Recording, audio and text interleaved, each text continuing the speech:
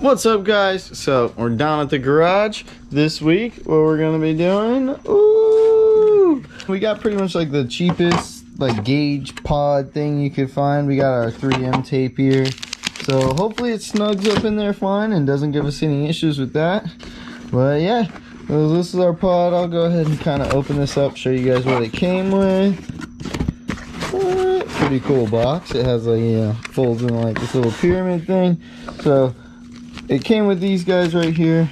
So you get your wiring for the O2 sensor or for the wideband itself, which would be gonna be this guy right here. So this goes into your O2 sensor bung in your Y pipe, and then it plugs in here. This runs up to the wideband itself in the back. You have both plugs. Both of these plugs go into there. And then we got these cool little fuse box adapters. I'll show you guys later in the video, but you basically run power and draw power from your fuse box, so you don't have to run all the way to the battery and, you know, all that fun stuff. So basically, yeah, it should be pretty simple. I know we're probably gonna have to take off our pillar on the car and drill a hole through it so we can run the wires up back into the back of the gauge pod through here, so it kind of hides it, makes it look clean. Pretty much from what I've seen, I don't know how much I'm going to be able to show you. I might have to break out the old flashlight. Alright, so pretty much what I've seen, we're going to have to take this whole pillar off here. Then we should have enough space to drop it down under the footwell. And then I think we're going to basically go right up in here. I think we'll pull these bolts off, pull this rubber boot cover thing back, and then kind of run our wires up in here and away from everything else, away from my feet, and then just basically go straight up through the A-pillar. And I think we're going to 3M our gauge pod on there, and then we pretty much just have to run the wire down into the pipe, and that's pretty much it. I mean, I think the first thing I'm going to go ahead and do is get this popped off, and oh, the light's dying on us, but we'll get this guy popped off, find out where our gauge pod's going to sit, and then probably drill it and mount it all up. That way we just kind of have our wires. I want to fish down through it. I don't want to be trying to come up through the car or anything. I'll let gravity do the work, and should be pretty simple. I'm hoping it's not too long, hoping it's like a 20-30 minute install max, but yeah, hoping it should be good. It's the first night of being hot and sticky back in Florida. I know it's we enjoyed our 2 months of cold weather, and now we're back here. So I'm gonna go ahead and get this A-pillar pulled out, get it set up, and we'll be back to show you guys what progress we made. What? We're making a little bit of progress here. We went ahead and put our little gauge pod in our holder here. Ooh, look at that thing though. What? It's got like digital lights that are gonna light up and stuff. But pretty much why we had to get these. So our tuner that we're going to get tuned by in April is Admin Tuning, and they said on their website that all 2003 models had to get a wideband. This is the one they recommended, so this is the one we went with.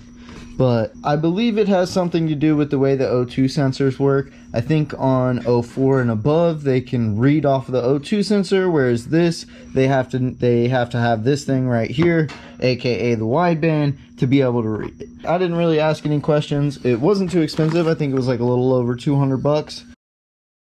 But yeah, I mean, we did it. And I mean, I really wasn't complaining about having to throw a super sweet looking gauge in the corner of my car. It'll look like I'm boosted even though I'm not. People are going to think that it's really cool when you pull up next to me. I think it's just going to make cabin shots look cooler. All in all, I don't really care. I probably would have got this anyway, even if I didn't need it, because it looks sweet. These are our little adapter things. We should be able to plug like straight into our fuse port. I'll show you guys once we get down there, but this pretty much goes into your fuse box down at like your kicker panel, and then you can put your fuses into that, you know, once it's in there. So, and then you get this little power wire that runs out of there, and then you just find somewhere to ground it. So shouldn't be hard at all, but I don't know. I think this will save us a lot of time, a huge help. And you can get it at pretty much every auto parts store known to man. But if you don't want to go there, I guess I can put a link on Amazon for, you know, something similar to that. First things first, I think I'm basically just going to come down here in this little hole here. And I think I'm gonna just take this little flashlight we got and I'm gonna shove it down in here to kind of see where it comes up from, and then just kind of reach down there. If I have to get like a wire hanger or something to kind of fish it through, I will, but I think I should just be able to kind of drop it down in there and then find out where it falls at.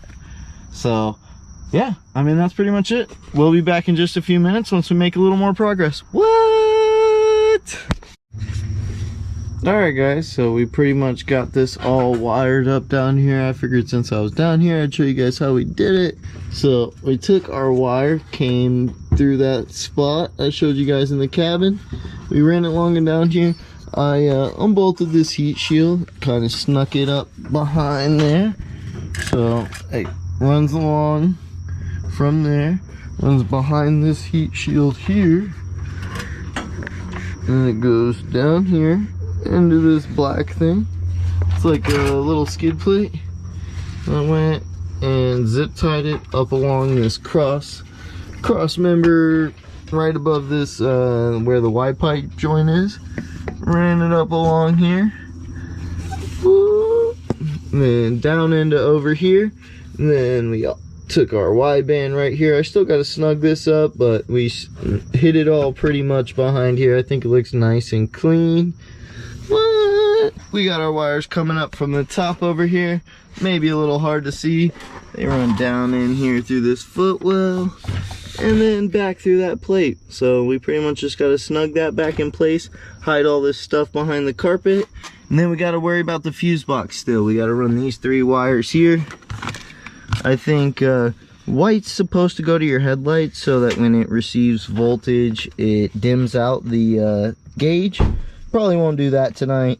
We're just gonna run our power, which is the red one, and our ground, which is the black one. The other one is like a data logging one, so you can hook it up to like I don't know, whatever type of tool or whatever. That's pretty much what we got done so far. So we got all the wiring situated there. I wanted to go ahead and show you guys what we did with this.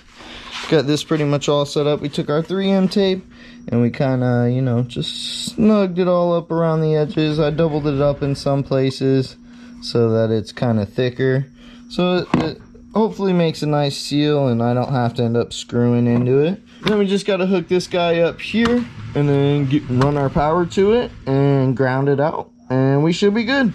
So I think that's pretty much it. We got to stick this guy back on and get the pillar back in there. I think this is probably going to be the last thing I do so I can get it exactly where I want it, and then I'll peel all these off and go ahead and do it.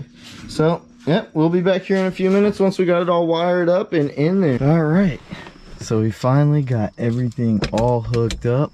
We got our gauge pod in there. The 3M tape didn't work too well. Oh, light's dying. Give us a sec. So we ended up putting the screws that came with the gauge pod in here. This is kind of the best angle. It doesn't really fit the best like right up here, but hopefully with some heat from the sun it'll go away. This is the first time. Ooh, look at that. Sick. So it's in there. We're hooked up, all set up, ready to go. So I'm pretty excited about it.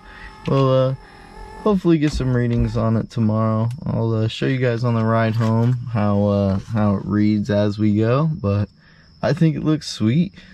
Definitely looks way more race car. Got the wheel, got the AEM gauge. What? Alright guys, hope you guys liked it. Please like, share, subscribe, you know, tell all your friends. I really do appreciate it. It means a whole lot to me, and you know, it really does help me and the channel out. So if you guys want to keep seeing dope stuff like this, then go ahead and show everybody you can, please. Other than that, tune in next time, and we'll see you guys on another action-packed episode of Vale Vlogs. So it looks like we're running at like 14.7, 14.15, right in there. Not sure what any of that means, but now at least I can see it.